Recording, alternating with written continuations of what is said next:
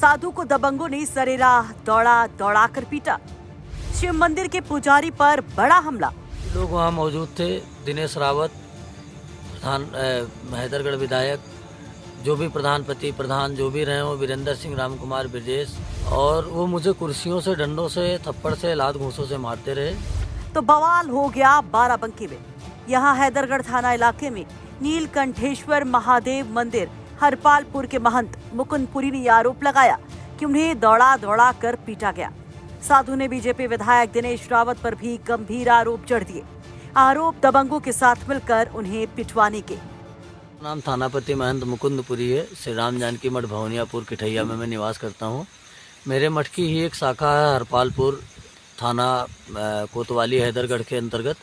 वहाँ नीलकंठेश्वर महादेव का मंदिर है। वहाँ एक जहाँ का मैं महंत भी हूँ, कागजों में लिखा पढ़े में महंताई नामा मेरे नाम है। मैं वहाँ गया था, मुझे पता चला कि वहाँ कुछ पेड़ कट रहे हैं। तो एक रामचंद्र गिरी महाराज हैं, हरियाणा से आते हैं, कुछ स्थानीय लोगों के साथ मिलकर वो पिछली बार भी आए थे। वो 11 लाख रुपए के पेड़ बेच के ले गए थे, जिसका ना उनके पास कोई हिसाब है ना किताब है। आज फिर वो 7 लाख या 8 लाख जो भी दाम तय हुआ हो, पेड़ बेच रहे थे, पेड़ कट रहा था। मुझे सूचना मिली, मैं गया। मैंने विनम्रता से उनसे कहा, महाराज आप हर बार आते हो, पेड़ कटवा के ले जाते हो, इसका कोई हिसाब कोई किताब, ये किस अधिकार से आप पेड़ कटवाते हो?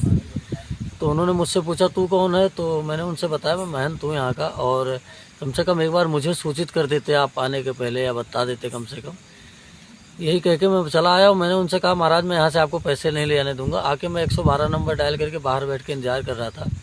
इतने में ही वहाँ प्रधान वीरेंद्र सिंह थे कि उनके भाई थे राम कुमार, ब्रजेश सिंह थे, कौन था मैं उनका चेहरा जानता हूँ, और उनके ही गाँव के 2-4 बच्चे आए। शिवराजपुर गाँव के 1-2 बच्चे थे, जिन्होंने आते ही पहले वो वहाँ अंदर गए जहाँ पे विधायक हैदरगढ़ दिनेश रावत और प्रधान जो भी हों बैठे थे।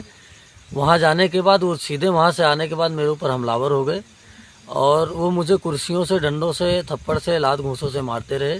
पीछे से उन्होंने मेरे बाल पकड़ के खींच लिए ताकि मैं गिर गया। उसके बाद उन्होंने मारा मुझे।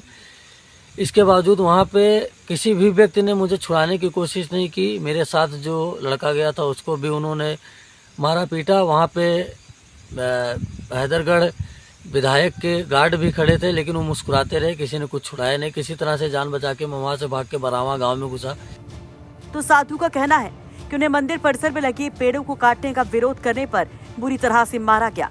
जब वो भागने की कोशिश करते हैं तो उन्हें फिर से घेर कर मारा जाता है। उनका कहना है कि वहां पर उनको मारा जा रहा था, तो दूसरी ओर बीजेपी विधायक कुछ नहीं बोले, उनके गार्ड मुस्कुरा रहे थे। साथ ही बड़ा ऐलान भी ये साधु कर देते हैं कि वो इस समाज में, सरकार में हताश हैं, और अगर बीजेपी विधायक और दबंगों पर एक्शन नहीं हुआ तो उठाएंगे बड़ा कदम।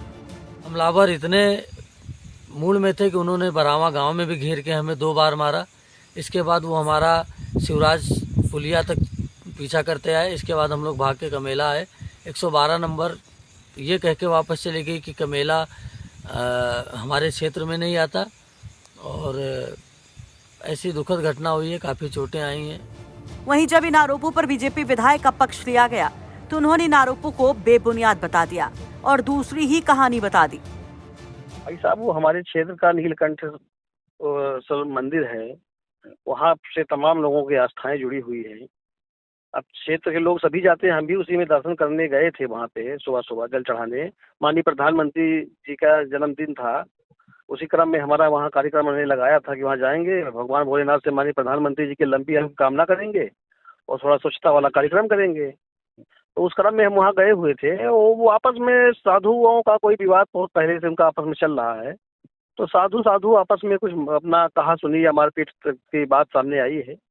और वहाँ से दर्शन करने के पश्चात हम, एक आश्रम था वहीं पीछे, वहाँ चले गए। बाद में आए तो 100 नंबर गाड़ी खड़ी थी, तो हमको ये पता चला कि आपस में बाबा से कुछ मारपीट हुआ है गाँव वालों से। और वहाँ जिसने जो मार खाया था, बाबा जिसने आरोप लगा रहे कि था नहीं, 100 नंबर की गाड़ी हमको मौके मिली थी बस। अच्छा, ठीक है सर। मतलब आपसे कोई विवाद नहीं हुआ ना? नहीं, हम जानते ही नहीं कि उनका क्या विवाद है। ये बाद में जानकारी हुई कि कोई वहाँ पेड़ बेचा गया है इसी आश्रम द्वारा। तो उसी पेड़ के बेचने को लेकर बाबा में कुछ आपस में लेन देन का या फिर निर्माण को लेकर कुछ विवाद था। वहीं इस मामले में पुलिस ने बाबा की तहरीर पर मुकदमा दर्ज कर जांच शुरू कर दी है। हैदरगढ़ थाना क्षेत्र में एक मंदिर परिसर स्थित जो पेड़ लगे हुए थे उनको मंदिर के पुजारी के द्वारा कटवाया जा रहा था। वो गैर प्रतिबंधित पेड़ थे, प्रथम दृष्टया जो जानकारी है।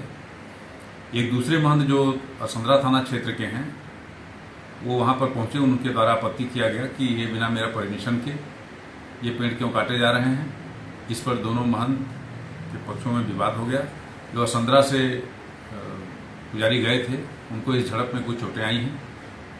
उनके द्वारा दी गई तहरीर के आधार पर अभियोग पंजीकृत कर लिया गया है और उससे विधिक कार्रवाई की जा रही है। इसके साथ ही पेड़ किसने लगाए, पेड़ पर वैधानिक अधिकार किसका है, जमीन किसकी है, उस पर वैधानिक अधिकार किसका है, इन सारे तथ्यों की छानबीन की जा रही है। सारे तथ्यों के दृष्टिगत नियमानुसार कार्रवाई सुनिश्चित की जा रही है। योगी सरकार में संत समाज के सम्मान के दावों के बीच साधु के नारोपों पर आप क्या कहेंगे? कमेंट बॉक्स में अपनी राय जरूर रखिए। बाराबंकी से सैयद रेहान मुस्तफा की रिपोर्ट, यूपी तक।